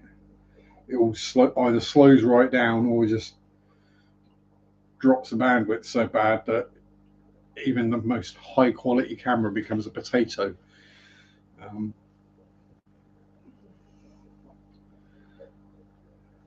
it's going to be even more fun when they all have when everywhere switches to electronic or LED lights from fluorescents, because you can't get fluorescent lights anymore in the UK, or halogens, because then everyone's cameras will be flickering at the same rate as the lights do. If a live stream is kept unlisted, does it lose the views it got when it was live? Pass. Not a clue. Mine are all still listed. Oh yeah, I think if you delete it from the channel, then you lose the views from that video. I mean, any money that you may have earned from the video you'd keep, but basically you had the scheduled live streams to watch. So good, but you can tell it was definitely more fun to be there than to be on one of the live streams.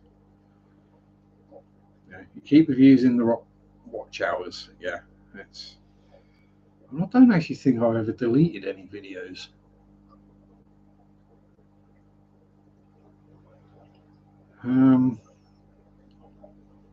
I think I might have deleted one live stream where we had an idiot going on about COVID. Oh, pardon me, but that's it. Yes, you can do a drunk live stream and not keep any records of it. You can delete it straight away. Although the thing is, the people who are watching might record it. So, grand scheme of things, a great tactic. Get more people there and having fun. Exactly. I mean, that's what you want from a convention, is more people to be there. Because, you know, if you can have as much fun just sitting at home watching it, then the convention center and the people who are running it don't make any money from you. And all the hotels are full, and the bars and the food places sell more because there's more people there, and it's just good all around. So if you have a convention somewhere and it loses money, chances are you're not going to have another one there again.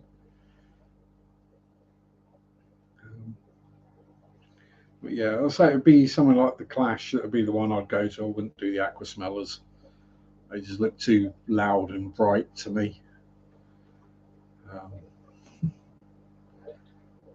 Especially those horrific entrance ways they set up with all the nasty black light and glowing stuffs, and no, not for me. Although again, I'd struggle to spend more than a day there.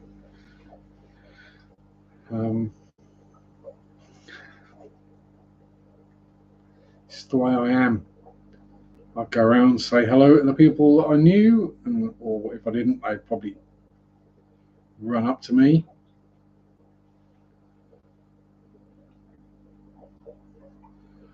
Deleted one video. My wife's request. She didn't want me showing people how I did my paintings. Said if it saw me do them, they wouldn't want them. Takes the appeal away. Possibly. It loses a bit of the mystique, but I mean, if you're videoing your art, then more people will be aware of it, and then you might get more sales because there are more people aware of it. Um,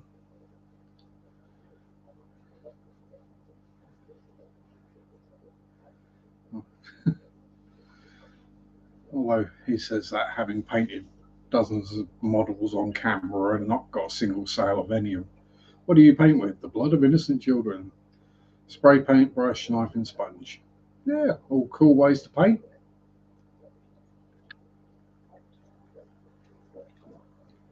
In my case, mostly airbrush and paintbrush. The occasional bit of sponging and dry brushing and washing and all those kind of things.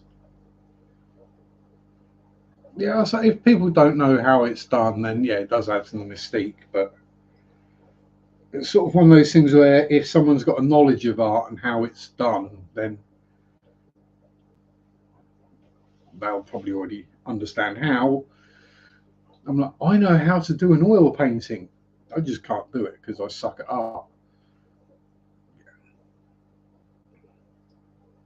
Exactly. You got happy wife, happy life is the saying, I believe. Exactly. Yeah. And she might have a point. You don't know. Used to paint. So I've not painted a model for years now. I think what the last one I might have done was. Oh, the Spitfire. 48 scale Tamiya Spitfire. That was the last thing I painted. And it's sat over there covered in a layer of dust so you can't even see the paint job. The thing I like about tanks, they're generally just one colour, so it doesn't really show up that much. Yeah, I'll say it might inspire someone else. I mean, look at, great artists of the 20th century. There aren't that many, but Bob Bob Ross showed himself doing all his paintings and how he did it exactly. Super popular. Howdy, Matt. How do you go? What fish likes a spin? A spin fish. Ha ha ha ha ha ha ha.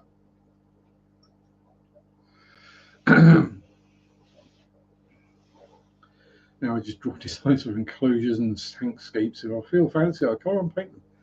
Now I don't even do it yet. Boo, dumb riddle. Exactly. What have we got?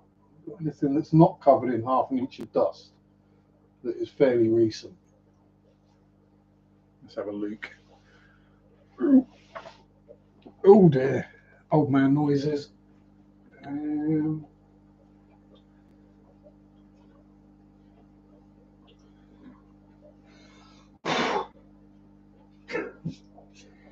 yeah, it's definitely covered in dust, but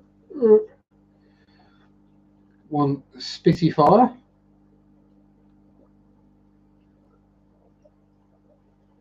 That's the most recent thing I did.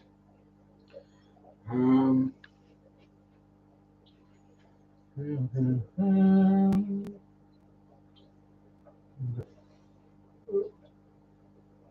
the one before that was the BMPT Terminator in its tritone camo.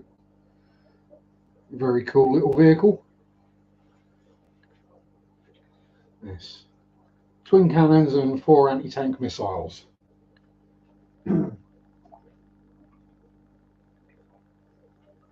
And the Russian army has one of them. Or had. Actually, they probably still have. I haven't actually using it.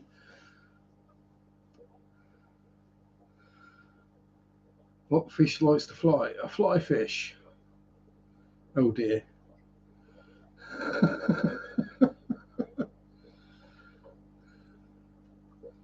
Nice. Um, Can I come up with a Can I come up with a bad fishy joke? Oh, God. Bad fish pun.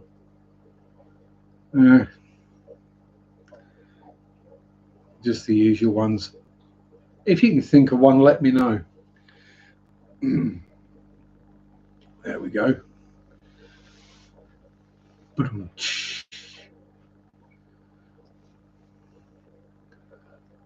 SketchUp fish. What the heck?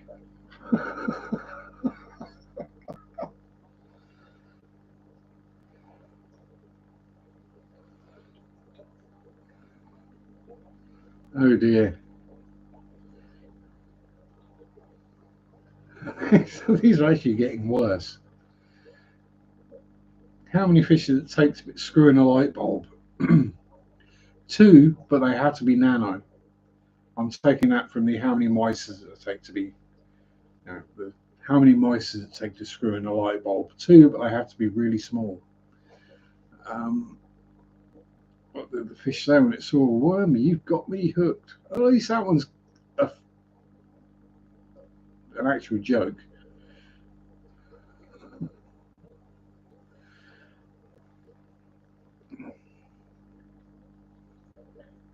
I wonder if there are any fish that could breed in a light bulb. Guppies, quite probably. They'd probably breed in a light bulb. Breed in a toilet bowl, for crying out loud. So, actually, that's an idea. Leave the cistern off the toilet and then just stick some guppies in and see what happens. Rice fish could, yeah. Just stick a bit of moss in the bottom and you get breed rice fish in a light bulb. Oh, we're getting the same ones. Oh no. Time for Matt to think some more up.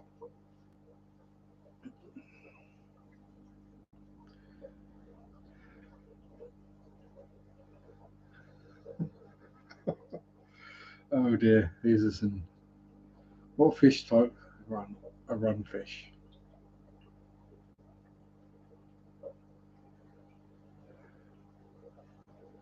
Oh dear. I mean, it's not even the what fish likes now. What fish do you get to tune your piano? A tuna fish?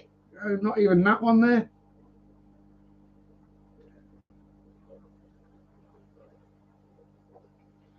Yeah, I think it's just the what type of fish on the radio.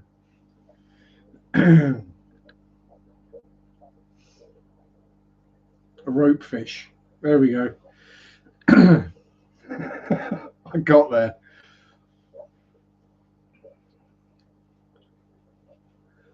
And as someone who's never been to or never seen a radio, I'm quite impressed that I got that one.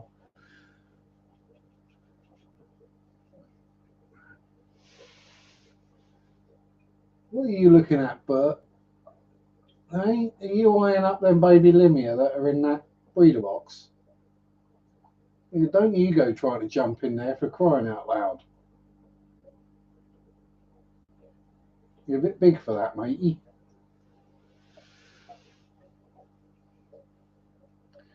What fish like the heat? Bait fish.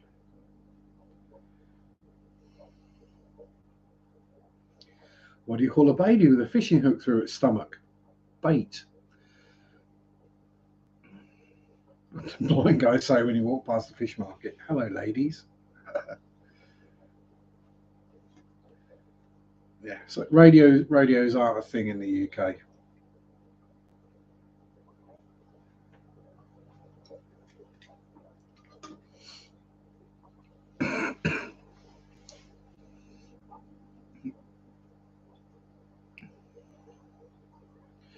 Least likely type of thing you'd ever think you'd have so much fun at. Yeah. I suppose the closest thing we get is Spain and the bullfighting, but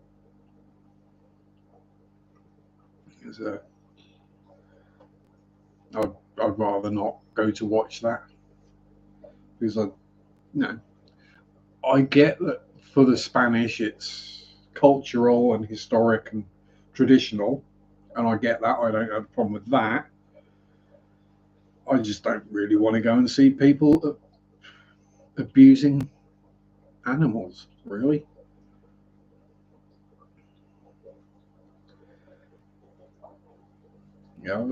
I probably wouldn't fit in at a rodeo. I mean, horses don't like me and cows do, so. Oh yeah, Tommy definitely goes. It's just swinging stare at men's crotches. Tommy's a buckle bunny. Yeehaw! Again. Now, now, now, now, now, now, now, now.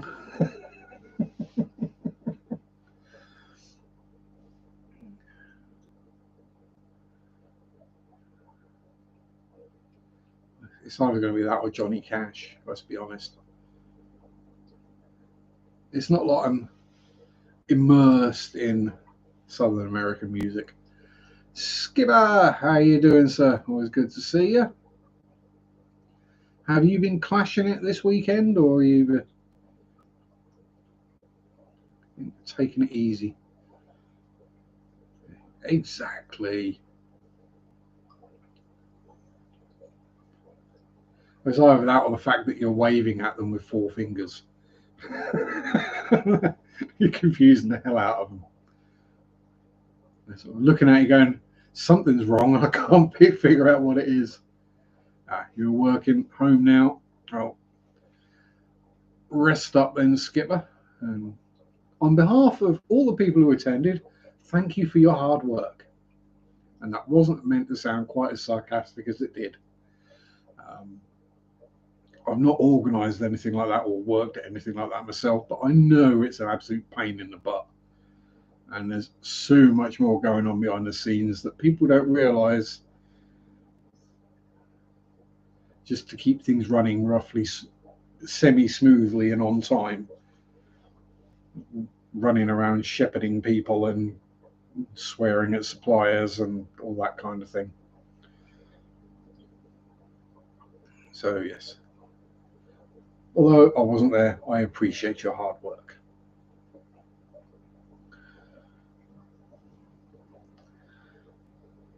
And speaking of work, my work is up. Oh, we're up to 20 thumbs.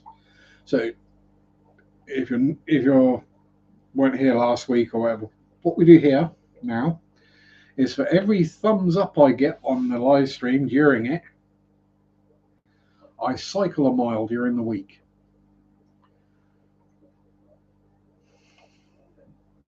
That's because Skipper's tall enough not to have to stare at your crotch. That's why. It's all the other stumpies that have to. Oh God, I'm going to say that, and now I'm going to end up having to cycle hundreds of miles, aren't I? But yes, as Sam has motioned, my time is up. So I hope everyone had a wonderful weekend at the Clash. If you weren't there, I hope you still had a wonderful weekend and week. Thank you very much for sharing your time with me on this Sunday evening. Have a great week. Stay safe. Peace out. Rock on. Bye-bye. Sunday shop do do do do do do. Sunday shop do do do do do do. Sunday shop do do do do do do do do. Mondays suck do do do do do do. Mondays suck do do do do do do. Mondays suck do do do do do do do do do.